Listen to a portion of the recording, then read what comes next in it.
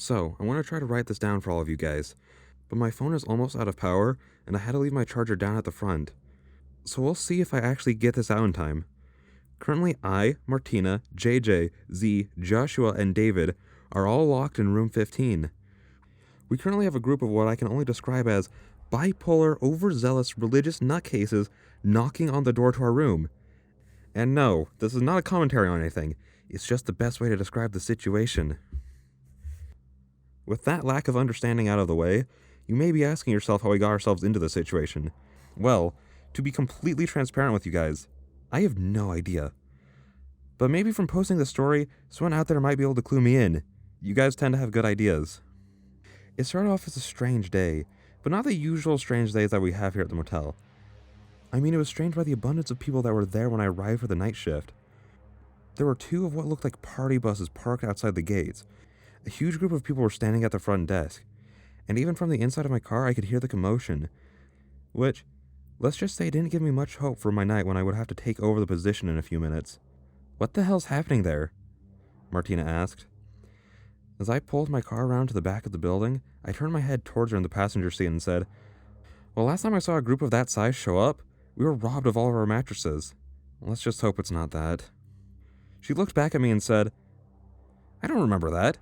When did it happen and why wasn't I invited?" I thought about it for a moment. We got the last shipment of replacement mattresses about a week before you started working here. I parked the car and stepped out. You know, we could just wait a few minutes and wait for Josh to take care of the problem.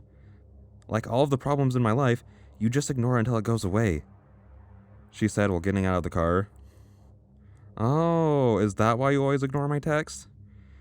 We shut our doors and started walking to the building. She huffed at me. "Oh, shut up. You know I'm just terrible at texting people in general. I just extra ignore you," she said with a smile. "Besides, I think in this instance it's more like we either ignore it until it leaves, or someone invites the problem to stay." "Is this part really important to include?" Martina asked while reading over my shoulder. The dim overhead lights buzzed above us as I shifted on the crusty carpet. "Well, you haven't been in any of these stories since the first one, so I thought it might be a good idea to include this part so you could get a bit more of your personality," I responded. "You know, get people to like you." She nodded. "I mean, you don't have to try that hard to get people to like me. It's pretty easy." "Sorry, but what are you doing?" David asked. I looked up at him, the pasty white light making him look paler than he actually was. "Oh, I post stories about work onto the internet." "Like a blog?" "Yeah, kind of like a blog." "Well, what sort of stories have you written about?" This conversation had taken me by surprise. He had been pretty silent throughout most of the experience, so hearing him be interested in my post was probably... "Are you writing this conversation down right now?" he asked. I looked up from my pagon while continuing to toop. "Yim? Why? Isn't that just a weird thing to do, I suppose?" "Probably, but it's not the weirdest thing that's happened today." "I'll fix all the typos later." Now, returning to the story. After clocking in, Martina went to replace JJ at the snack bar and I walked across the lot to switch with Joshua. The crowd that had gathered together had started to disperse at this point. "Oh hey, it worked." "Hey Joshua, what was that all about?" I asked. "Well," he started as he turned around and groaned overly dramatically. "Like, they were some weird religious group, and they were wanting to stay here." I stood there staring at him, waiting for the actual weird part, completely forgetting about how long-winded he tended to be in his stories. And yes, I understand the irony of that. But while I was checking them in and out, he winked at me, if you get what I'm saying. But back to the main point. I overheard one of them asking if this was a good place to sacrifice themselves, so I was like, hell no. Like, I know that you like to tell all your stories about what happens here, but I'm not into that ooky spooky shit, alright? So I made up some bullshit for why they couldn't stay here. He gave me a very pleased with himself look. "Well, what did you say?" "Oh, I told him that we don't support any religious activity." "Ah, okay." I thought back to the fact that we have a Bible in every room, because the owners can't say no to free stuff. But I'm ready to get out of this hellhole for the day. He handed over the keys to the gate and started walking back toward the laundry room so he could punch out.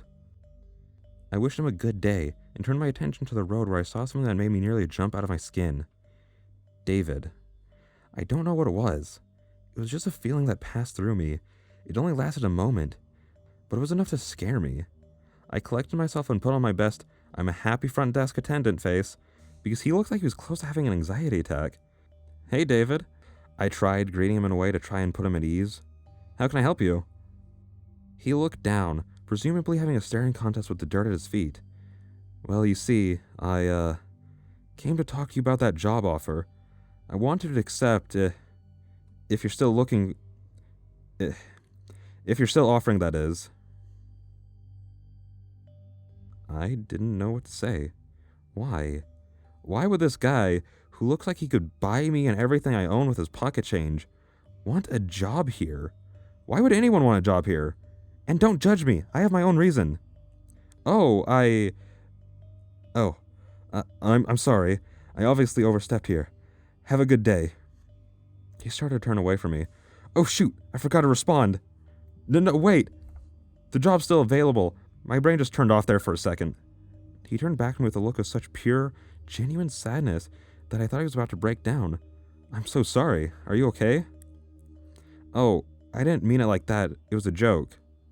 Oh, alright then. He started turning away again. Wait! No, I meant the brain part was a joke. The job is still yours if you want it. He turned back again, looking slightly brighter than when he first arrived. Thank you so very much. I opened the padlock to the gate and stepped aside to let him in, but he just stood there, waiting. Come on in, I said, trying to sound casual as I could, trying to not let it show that I had no idea how to handle this guy. Thank you. He nodded and walked in past me. I couldn't help but compare him to a vampire in my mind. Actually, wait a second. He was here that day Z and I found the goats that had been drained. Not only that, but he just appeared out of nowhere, and he gave me that really strange feeling. And I don't know a whole lot about vampires. I've only met one before, but I'm pretty sure that she was just lying about that. Long story, don't ask. Did I let a vampire in here with us? If he is, movies built him up too much. Look at him, Martina whispered to me while she pointed at David. He looks like he's about to have a panic attack. David was white-knuckling the bottom of his shirt. His face had gone pale not long after we locked ourselves in here. I was starting to feel sorry for him. All of us here, except for Josh, who is currently having a panic attack in the bathroom, we're all pretty desensitized to the weird and dangerous stuff that happened here. But David. Poor David. This is some pretty intense stuff to start off on. But we were all, except for Joshua, pretty desensitized to helping people who aren't used to this stuff get through it. David noticed us looking his way and returned the look. He opened his mouth as if to say something, but reconsidered when Martina gave him a big, toothy smile. I pointed across the lot to where Martina was chatting with JJ and Joshua. You see her? She's the day manager. She'll be able to help you with your paperwork. Okay, thank you very much. David nodded. I turned my attention back to the street as David made his way to the snack bar. There I found Z standing there, rocking back and forth on his heels. Mason! He basically shouted at me when he noticed I noticed him. That's me. I came to get a time off sheet. Okay, but you're wondering why. Not really. Oh. Well, I'll tell you anyways. I think I have a lead on the deer lady, so I want to go check it out. Short story short, he thinks he saw a deer with the face of a woman. Okay, I opened the gate again to let him in. He came and started straight for where Martina was now talking with JJ, Joshua, and David. She's already getting paperwork for the new guy, so Martina can help you too. I turned back to the street while Z went back to talk to Martina to find a huge group of people, all in church clothes standing there, about 8 males, 7 females. Oh my gosh, how many times is this going to happen? Can this street stay empty for a few minutes? Hi, how can I help you? I asked, returning to my place behind the front desk. I made the mistake of taking my eyes off the group as I took notice of the bus that I assumed they arrived in. Wait, how did they sneak up on me in that bus? Right as that thought passed through my mind, a big guy at the front of the group shot his arm through the open panel and grabbed a hold of my wrist. What the? My yell was cut off as he yanked me forward. My elbow slammed into the desk and I felt a shift in my shoulder. I reached out and grabbed a hold of the phone and slammed the receiver into his hand. His group loosened just enough for me to pull myself free. What the hell? I yelled. I heard the stirring of the group of my coworkers behind me. Listen, the big guy started. We need to sacrifice somebody to our Lord. Excuse me? Our Lord requires a human sacrifice on a bi-monthly schedule. Otherwise he'll come forth and rip this world asunder. Will you allow yourself to come upon his grace and be his willing sacrifice? No! That's stupid! Okay, listen. You're being really selfish right now.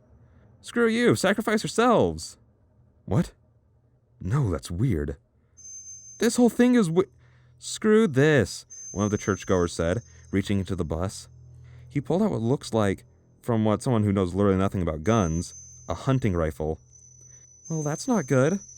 We may have bulletproof glass, which I don't think would be able to take more than one shot from the rifle, but the chain link fence isn't going to do anything to protect us from a bullet. I turned to start running and yelled, "Guys, get to a..."